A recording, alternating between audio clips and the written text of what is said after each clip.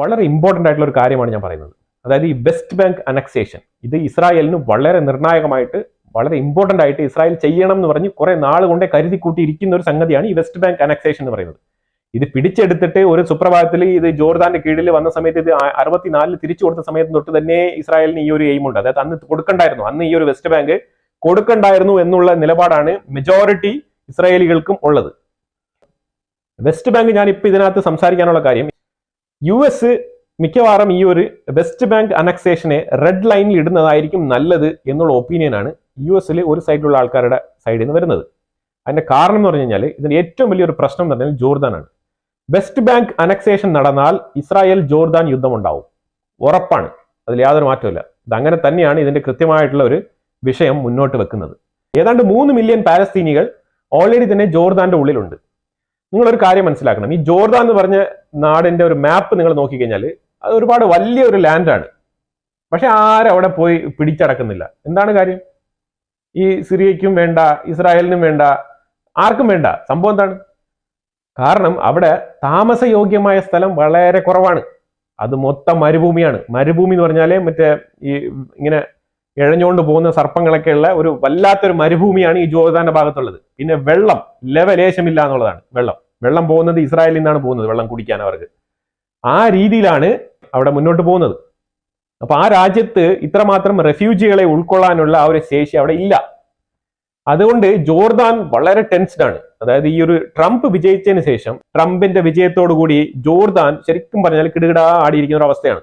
ഒരു സൈഡിൽ നോക്കിക്കഴിഞ്ഞാൽ ഇച്ചിരി സങ്കടകരമാണ്. പക്ഷെ ജോർദാന്റെ അവസ്ഥ വെച്ച് നോക്കുമ്പോഴത്തേക്കും ഇസ്രായേൽ ആണെങ്കിൽ ഇപ്പൊ ക്ലിയർ ആയിട്ടുള്ള നറേറ്റീവ് സെറ്റ് ചെയ്തുകൊണ്ടിരിക്കുകയാണ്. ആ നറേറ്റീവിൽ ഇപ്പൊ ഇസ്രായേലിലുള്ള ഒരാൾ പോലും വെസ്റ്റ് ബാങ്ക് എന്നുള്ള വാക്ക് പോലും പറയാറില്ല എന്നുള്ളതാണ്. വെസ്റ്റ് ബാങ്ക് അവരുടെ മിനിസ്റ്റർ ആയിക്കോട്ടെ, ഏത് ലെവൽ വരെയുള്ള ആൾക്കാർ, ഇവർ US വരെയുള്ള ഇവരുടെ ഈ ഒരു ജൂവിഷ് റെപ്രസെന്റേറ്റീവ് ആയിട്ടുള്ള ആൾക്കാരെല്ലാം ഉപയോഗിക്കുന്നത് ഈ ഒരു നറേറ്റീവാണ്. അതായത് ജുദേയ സമാരിയ, ഇതാണ് അവർ പറയുന്ന ഒരു വാക്ക്. ഈ നറേറ്റീവ് ഇപ്പൊ ഗ്ലോബലി വളരെ നല്ല രീതിയിൽ പോപ്പുലർ ആയിട്ടുണ്ട്. ഇത് പല സ്ഥലങ്ങളിലും പല സ്റ്റേജുകളിലും പല ഡെസിഗ്നേറ്റഡ് ഏരിയാസിലും ഇസ്രായേൽ ഈ ഒരു പദം ഉപയോഗിച്ച് തുടങ്ങിയിട്ടുണ്ട്. ജുദേയ സമാരിയ, അല്ലാതെ വെസ്റ്റ് ബാങ്ക് എന്ന് ഇപ്പൊ വിളിക്കാറില്ല. There is no West Bank, only Judea and Samaria. There is no occupation, only neighbourhood. Occupation അല്ല, നെയ്ബർഹുഡ് ആണ്. ഇസ്രായേലിന്റെ നറേറ്റീവിൽ ഇങ്ങനെയാണ് കാര്യങ്ങൾ സെറ്റ് ചെയ്ത് പോകുന്നത്.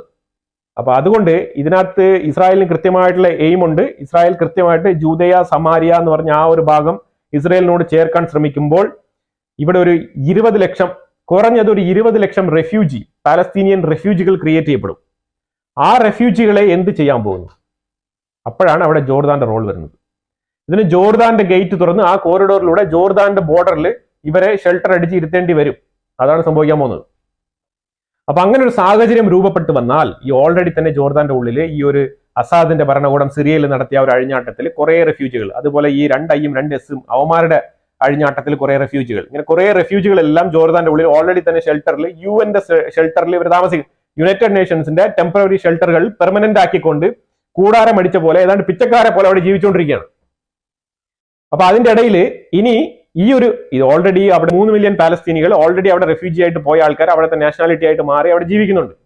അതിന്റെ ഇടയ്ക്ക് ഇനിയും ഒരു 20 ലക്ഷം ആൾക്കാരെ റെഫ്യൂജി ആയിട്ട് താങ്ങാനുള്ള ശേഷി ജോർദാൻ ഉണ്ടോ ഇല്ലയോ എന്നുള്ളത് വാലിഡ് ക്വസ്റ്റ്യൻ ആണ്. ഈ ക്വസ്റ്റ്യൻ ജോർദാൻ US ഉയർത്തുന്നുണ്ടെന്നുള്ളതാണ്. ഇത് ഉയർത്തുന്നത് കൊണ്ട് തന്നെ ഈ ട്രംപിന്റെ ഈ ഒരു ടീമിനും, അതായത് ഇസ്രായേലിനെ പിന്തുണയ്ക്കുന്ന ടീമുകളുണ്ടല്ലോ, അവർക്കൊക്കെ ഒരു വെല്ലുവിളി ആവുന്നുണ്ട്. ആ വെല്ലുവിളി ഏത് രീതിയിൽ ഇസ്രായേൽ മറികടന്നുകൊണ്ട് ഈ ജോർദാൻ അനക്സേഷനെ ഇവർ നടത്താൻ പോകുന്നു എന്നുള്ളതാണ് ഇതിൽ ഏറ്റവും വലിയൊരു ടാർഗറ്റ്. ട്രംപ് പൊസിഷനിൽ വന്ന പാടെ സ്മോട്രിച്ച് എന്ന് പറഞ്ഞ അവരുടെ ഒരു ഫിനാൻഷ്യൽ മിനിസ്റ്റർ വളരെ വ്യക്തമായിട്ട് പറഞ്ഞു, വെസ്റ്റ് ബാങ്ക് അനക്സേഷൻ ഡൺ എന്നാണ് പറഞ്ഞത്. അയാൾ വെസ്റ്റ് ബാങ്ക് അനക്സേഷൻ നടത്തിയിരിക്കുന്നു. അതിൽ ഇനി ഒരു ചോദ്യത്തിനും ഒരു ഉത്തരത്തിനും കാത്തിരിക്കേണ്ട ആവശ്യമില്ല എന്നുള്ളതാണ്. ആ രീതിയിൽ കൺഫേം ആയിട്ടാണ് അയാൾ പറഞ്ഞിരിക്കുന്നത്. അപ്പൊ ഇതിൽ വളരെ വ്യക്തമാണ്, ഓൾറെഡി ട്രംപ് അവരുടെ ടീമിൽ കൃത്യമായ ആൾക്കാരെ, അതായത് പ്രോ ഇസ്രേലികളായിട്ടുള്ള ആൾക്കാരെ മൊത്തം അവിടെ നിരത്തി വെച്ചിട്ടുണ്ട്. അപ്പൊ എന്തായാലും ഈ അനക്സേഷൻ നടന്നാൽ ഇസ്രായേൽ ജോർദാനെ അടിക്കേണ്ടി വരും. കാരണം ജോർദാൻ ഇങ്ങോട്ട് അടിക്കും, ഉറപ്പാണ്. പാകിസ്ഥാൻ പണ്ടേ തീവ്രവാദത്തിന് പേര് കേട്ട ആൾക്കാരാണെന്ന് വെച്ചോ. അപ്പൊ അതിൽ തന്നെ ഏറ്റവും കൂടുതൽ നമ്മൾ മനസ്സിലാക്കേണ്ടത്, പർവേസ് മുഷറഫ് ഒരു 7 വർഷം കൊണ്ട് പാകിസ്ഥാനെ ചിന്നാഭിന്നമാക്കിയിരുന്നു. അല്ലെങ്കിൽ ഏറ്റവും മോഡേൺ, ഇപ്പൊ ഒരു റീസെന്റ് ആയിട്ടുള്ള ദിവസങ്ങളിൽ ഭരിച്ചിരുന്നതിൽ ഏറ്റവും തീവ്രവാദപരമായി പാകിസ്ഥാനെ മാറ്റിയതിൽ വളരെ ഇമ്പോർട്ടന്റ് ആയിട്ടുള്ള പങ്കാളിത്തം വഹിച്ചത് പർവേസ് മുഷറഫാണ്. ഏതാണ്ട് 7 വർഷമാണ് അയാൾ ഭരിച്ചത്. അയാളാണ് കാർഗിൽ യുദ്ധമൊക്കെ നടത്തിയത്. അപ്പൊ ആ രീതിയിൽ ആ രാജ്യത്തിനെ തീവ്രവാദം കൊണ്ട് കുളിപ്പിച്ച് നിർത്തിയ ആളാണ് പർവേസ് മുഷറഫ്. അയാൾ 7 വർഷം കൊണ്ട് ചെയ്തത് ഈ ഒരു യൂനസ് 7 മാസം കൊണ്ട് ബംഗ്ലാദേശിൽ നടത്തുന്നുണ്ട് എന്നുള്ളതാണ് എൻ്റെ ഒരു സ്റ്റേറ്റ്മെന്റും നിഗമനവും.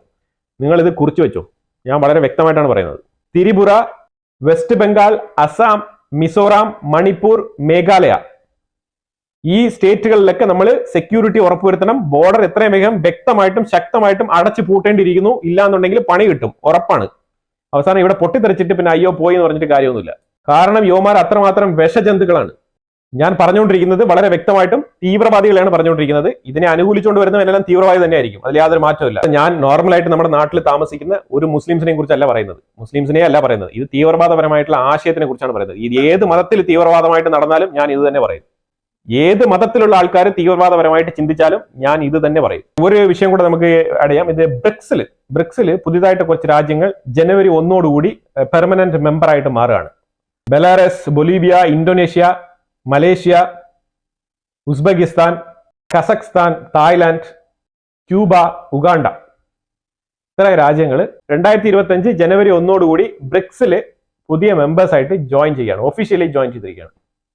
അപ്പൊ ഈ ഒരു വിഷയമായിട്ട് ബന്ധപ്പെട്ട അഭിപ്രായങ്ങൾ നിങ്ങൾ കമന്റ് ബോക്സിൽ രേഖപ്പെടുത്തുക. വീഡിയോ ഇഷ്ടപ്പെട്ട് കഴിഞ്ഞാൽ ലൈക്ക് ചെയ്യുക, ഷെയർ ചെയ്യുക.